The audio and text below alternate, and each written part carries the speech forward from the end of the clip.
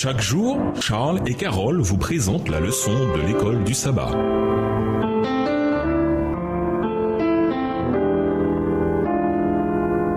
Bienvenue dans votre émission Dieu nous parle. Nous voilà à la leçon de vendredi.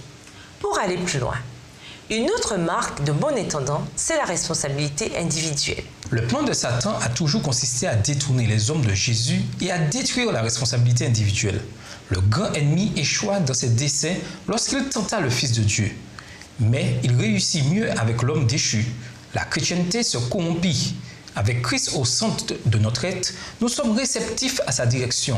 En conséquence, notre foi, notre loyauté, notre obéissance, notre conscience tranquille, la fiabilité et la responsabilité individuelle se manifestent dans nos vies. Ainsi, en tant qu'intendant, nous devenons accomplis entre les mains de Dieu. Psaume 139, les versets 23 et 24.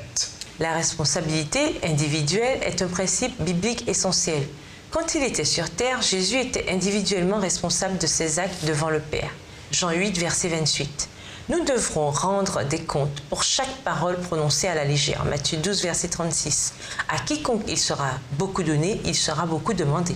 Luc 12, verset 48. Ce qui menace le plus cette responsabilité individuelle, cependant, c'est cette tendance à transférer nos responsabilités sur quelqu'un d'autre. Gardons à l'esprit qu'il ne s'agit pas de nos propres biens qui nous sont confiés comme investissement. Si c'était le cas, nous pourrions prétendre à nous en servir. Nous pourrions déplacer notre responsabilité sur autrui et leur laisser notre économat. Mais ce n'est pas le cas, car le Seigneur a fait de nous individuellement ses gérants. À méditer. Examinez les différents signes distinctifs d'un intendant étudiés cette semaine. La responsabilité individuelle, la fiabilité, l'obéissance, la loyauté, une conscience tranquille et la fidélité. Quels sont les liens entre ces différentes qualités? En quoi le laisser-aller dans un domaine entraîne-t-il le laisser-aller dans un autre? Ou en quoi une ferme adhésion dans un domaine peut-elle entraîner l'adhésion dans les autres? Méditez sur la manière dont les promesses de l'Évangile peuvent aider ceux qui se débattent avec une conscience coupable. De quelles promesses peuvent-ils se réclamer? Nous considérons souvent la notion de loyauté comme bonne en soi. Mais est-ce toujours le cas? Est-il possible d'être loyal envers quelqu'un ou quelque chose de mauvais? Pourquoi dans ce cas la notion de loyauté doit-elle toujours être comprise dans un cadre spécifique afin de déterminer si cette loyauté en question est bonne ou déplacée? Pour conclure, équipe sportive, politiciens, célébrités, régime, marchandises, activités, idées, toutes ces personnes et ou ces choses, cette liste n'est pas exhaustive, ont leurs fans.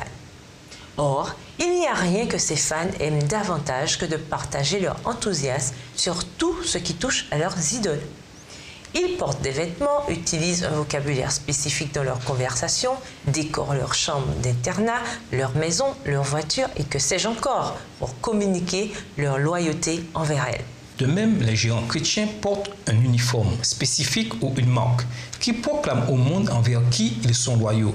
Chaque aspect de leur vie chrétienne manifeste le niveau de leur fidélité et de leur loyauté envers Jésus-Christ. Ces fans du Seigneur doivent se consacrer à lui afin de chanter ses louanges et de lui être loyaux. Au revoir. Et à demain si Dieu veut. Dieu nous parle. Chaque jour, Charles et Carole vous présentent la leçon de l'école du sabbat.